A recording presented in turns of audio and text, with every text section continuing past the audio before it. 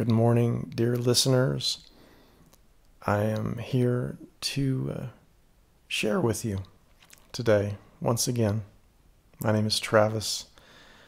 I am so glad that you've joined me today. I want to talk about spiral dynamics. Spiral dynamics is a concept or a model of the evolution of our consciousness. And this model helped me a great deal in my journey. It gave me a context for what was happening in my life. And I think sometimes just having a context for what's going on can be really helpful. Sometimes we can just feel like we're out there on our own, like what's happening to us, we don't understand. But when we get a model or a way of thinking about our own personal development, then it gives us a context. We feel we can understand our own journey. And that's what spiral dynamics was for me. It's a way of understanding the evolution of our consciousness as an individual, and it's a way of understanding the evolution of our consciousness as a people, as a species, right? So maybe if you want to close your eyes for a moment and just imagine a staircase, a spiral staircase, okay? And if you can imagine yourself directly above the spiral staircase now, what do you see? Just a circle, right? But now, if you imagine yourself at the bottom of the staircase, walking up, yes, you're going in a circle, but you're also spiraling up, right? So now we have this whole picture of the spiral in our mind and our placement in that spiraling staircase, that staircase that goes upward. So this spiraling staircase is a model of our own consciousness. At the very bottom of this staircase is the lowest level of our own being or our own consciousness. This is the most egocentric, the most selfish part of our being, that part of us that maybe is like a baby, right? Just reaching out for sustenance, crying whenever it needs, just absolutely egocentric, right? Self-centered, egocentric, yes. And so I'm not going to try to describe all of the different stages, but just know that there are many different stages as we spiral up this staircase. So at the bottom is the most selfish of stages. And then as we get to the top, this is the less self-centered, right? Where we come into a cosmic consciousness, right? And really, at the highest levels is just a deeper awareness of love, right? We could also say a deeper awareness of forgiveness, of letting go. Because as our consciousness raises, we're not becoming judgmental of others or looking down on others who may happen to be at some kind of lower stage in the development, but we actually come into this clear understanding of where people are and this clear acceptance of who and how people are being, right? So that's kind of the idea of spiral dynamics. So this gives us a conscious understanding of our own development. Now I'd like to talk about the Christ consciousness in this context. This is just kind of one application of how spiral dynamics can help us, how it can serve us. It's just a model, right? Or a map. And a map is not the terrain, is it? No, the map is just a way for us to understand the terrain. A map is just a way for us to navigate the terrain. A map is just a way for us to help us to understand kind of where we are as we progress in this evolution of consciousness. So the spiral helps us to understand that it's okay to move up, that it's okay to leave behind certain forms that we once participated in. Okay? It's okay to leave form behind and move up. Now, sometimes in our lives, we get in situations where we find a form, we find a particular practice. Maybe that form is a relationship. Maybe that form is a religion. But we find a form that we love, and we devote ourselves to that form, and we see growth in ourselves because of our devotion to this form. And sometimes what happens is we get overly attached to that particular form. When the spirit of life, the spirit of evolution, the spirit of movement, that which moves us forward, is nudging us, is saying to us it's time to move on. If we become too attached to the particular practice or form that we're participating in on that level of consciousness, then we will cause ourselves much suffering. It's called attachment, right? Where we get attached to the form when really that which loves us is trying to move us up through this spiral, right? So one instance of this kind of attachment that I'm very familiar with, and that's why I'll use it as an example, is the attachment to a particular religious belief, right? In fact, there are religious systems that say, stay right here. In fact, if you move from this form, you're going to go to the bad place, right? Do you see how that works? If we get stuck in a form which is hindering our development toward a cosmic consciousness or toward the deepest or the highest forms of love, if we get stuck in a form, then we actually allow guilt and shame to keep us tethered to one level in the staircase, right? When actually God, or the spirit of love, is wanting us to develop, is wanting us to move past that particular form. And actually, the Christ showed us how to move through form with forgiveness. See this with me now. The Christ was born into a religious system that was about the external, right? It was about keeping the outside looking good through the recognition and practice of rules and behaviors, right? So he and his disciples were born into this external observance system.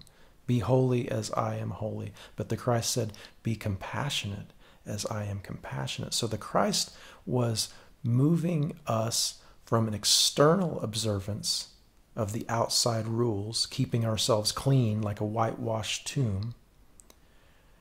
He was moving us from this observance of the external to the observance and the participation in the internal.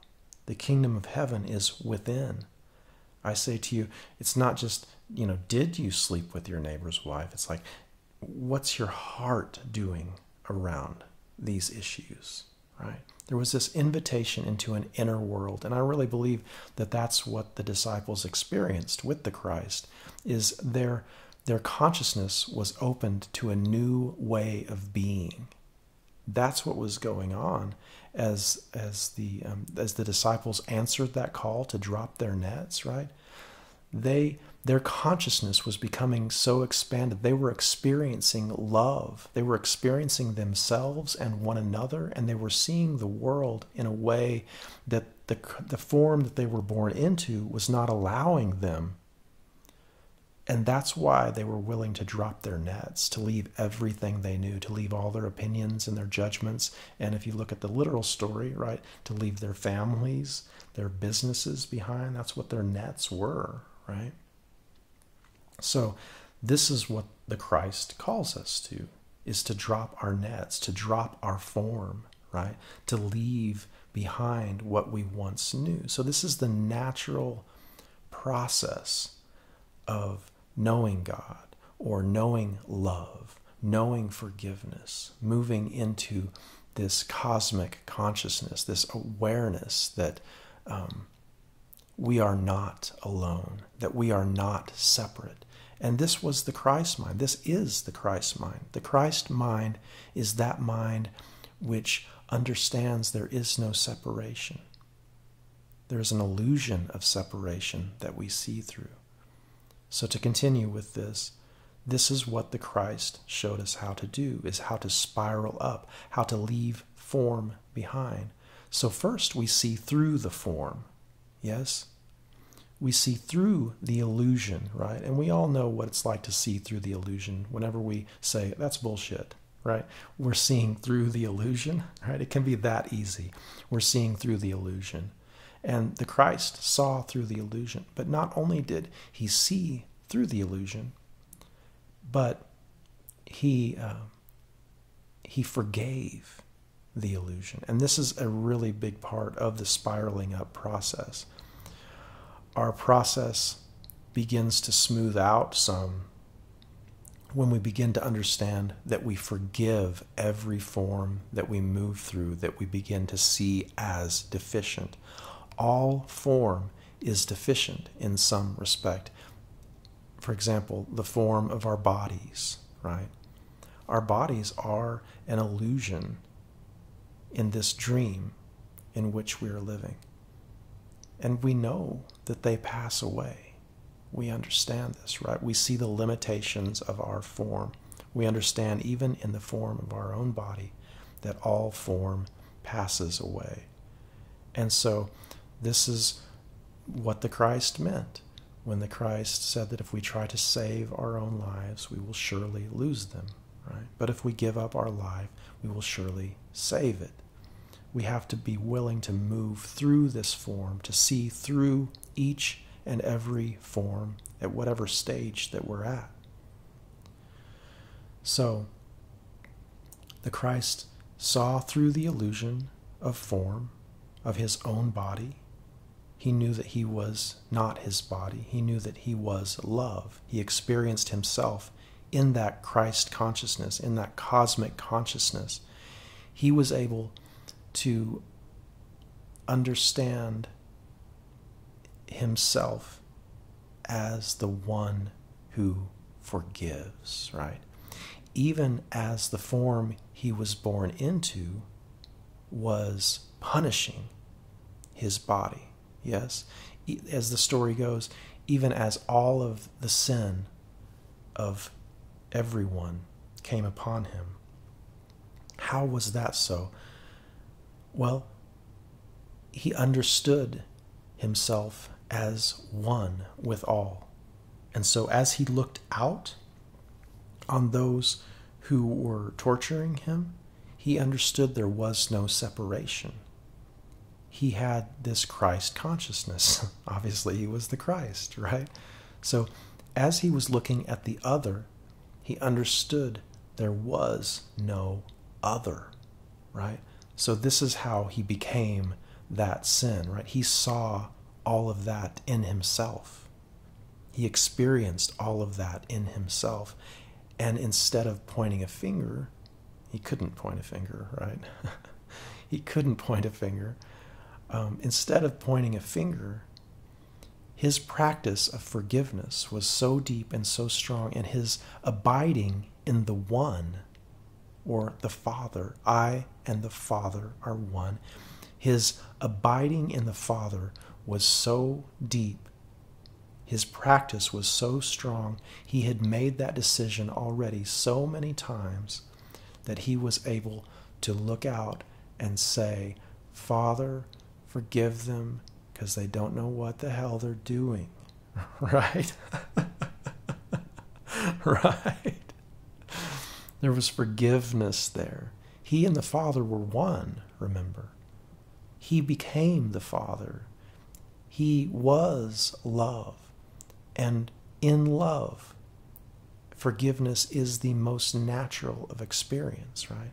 If we're trying to forgive from our egoic state, from our ego, from our false self, from our flesh, that's when forgiveness is very, very difficult, right? In fact, it's impossible. Forgiveness is impossible from our shallow state of consciousness. Forgiveness is impossible from an egoic state of being. At the lower levels of our development of consciousness, forgiveness is literally impossible, right? So we spiral up by leaving form behind. Sometimes in our process, we're not good at leaving form behind with forgiveness, and it makes the struggle up the spiral seem very, very arduous. And that's just how it goes sometimes, because, for instance, when we're in this rational state of development, we may kind of force ourselves into an absolute rational or an absolute materialist state of being. And that's part of the process. It's okay. There are some of us who are still there demanding and insisting that matter, that material is what everything is. Right? And that's okay. It's all okay. There's no condemnation for anyone at any stage of this development. But there is a place where, well, for instance, in my own being, I went to this absolute materialist viewpoint, this absolute nihilism, this place where I became really just kind of a somewhat aggressive atheist, and I thought it was my job to kind of educate the world on the dangers and the terrible nature of all religion, you know. And I had this vision of myself during that time. I was hovering at the edge of the observable universe, and I had some kind of cosmic melon baller in my hand, and I was scraping out my insides of all of the ridiculous superstitions, all of the ridiculous religious ideas, trying to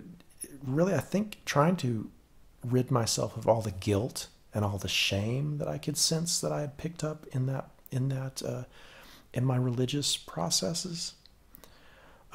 So there I was, hovering at the edge of the observable universe, scraping out my insides of all of the silly superstitions that I had observed. And at the end of that, in this acceptance that there was nothing, that everything that was empty, that everything was meaningless, at the end of that, I saw myself as a poet, as an artist, and I realized that all of these stories are actually part of humanity. And even from a logical mind, a biological mind, that trying to rid myself of the story made no sense from a scientific perspective, right? Because I am a subjective experience. I am a poet.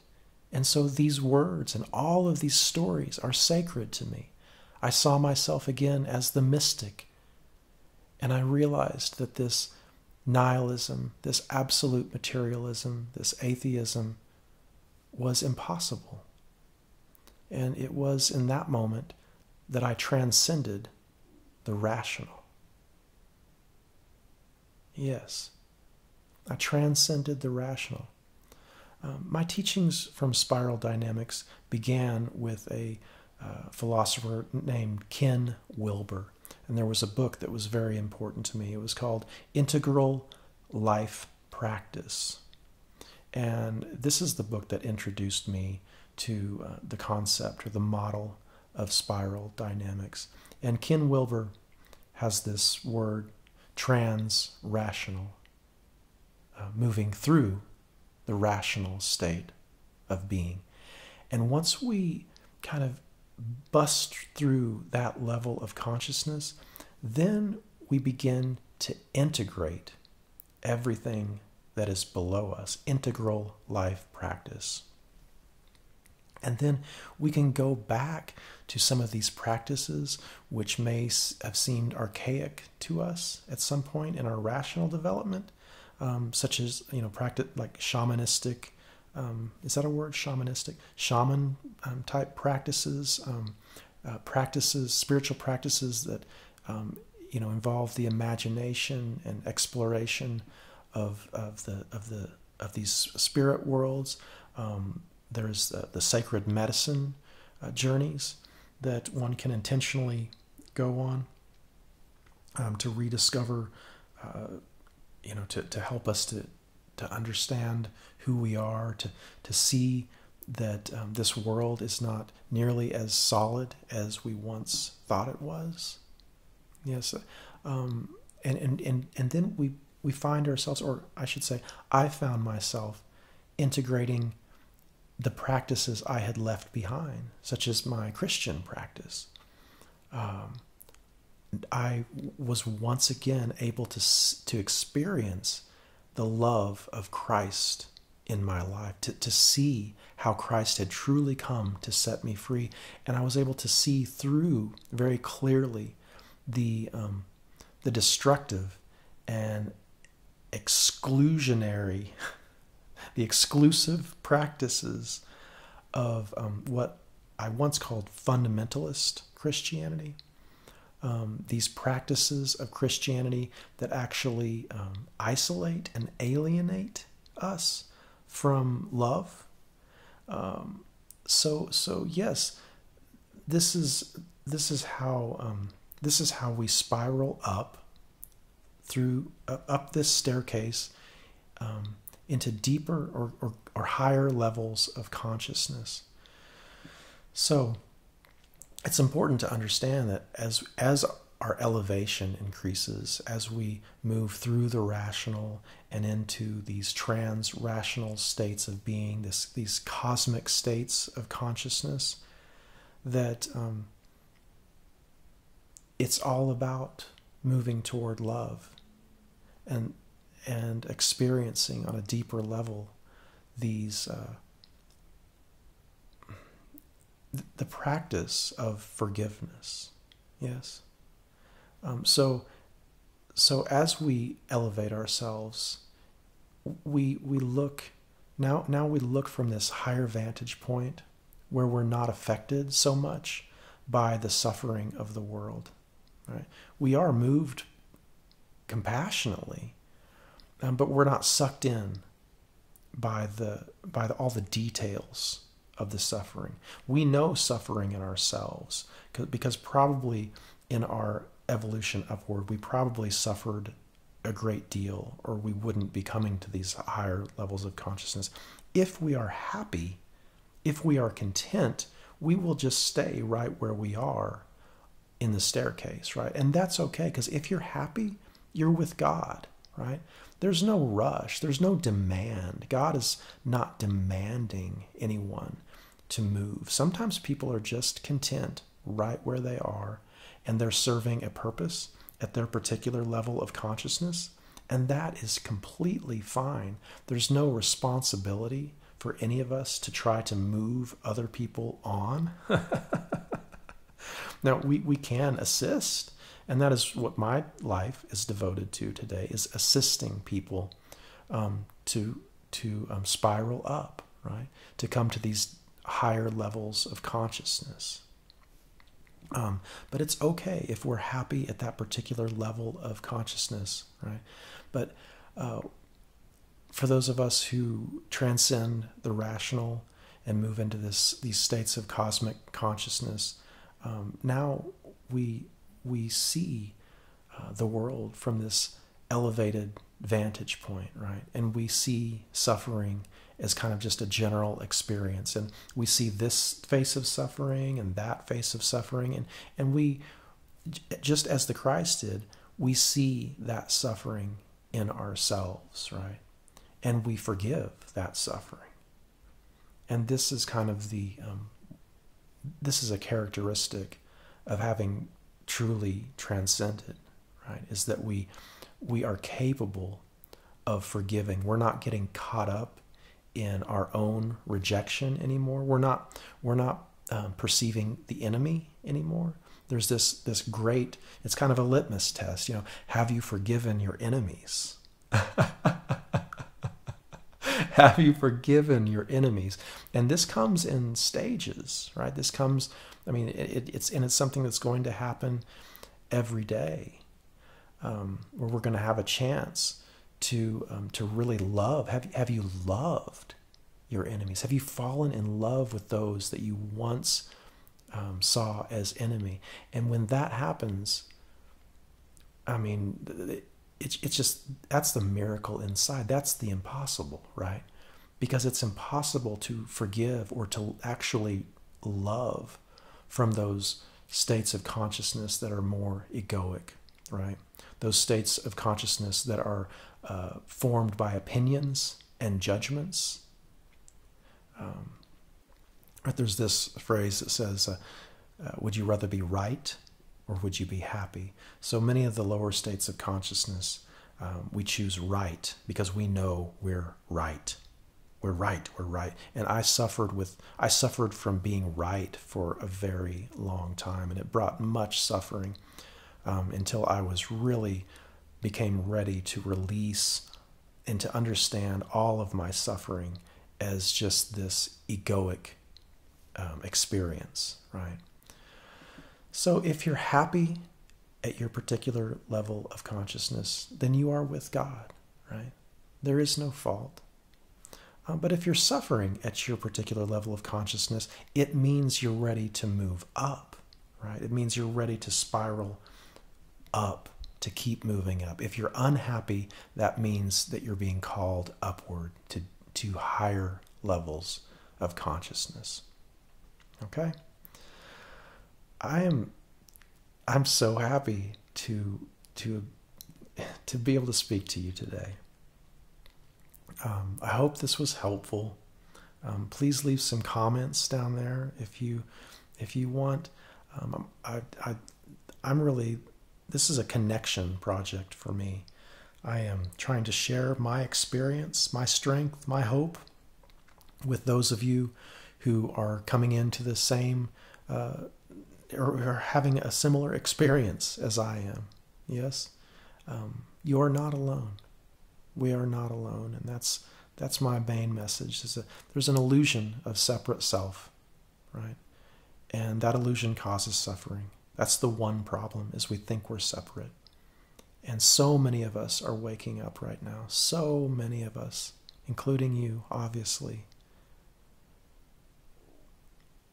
Thank you. Thank you. Thank you. God bless you. You are love. You are light.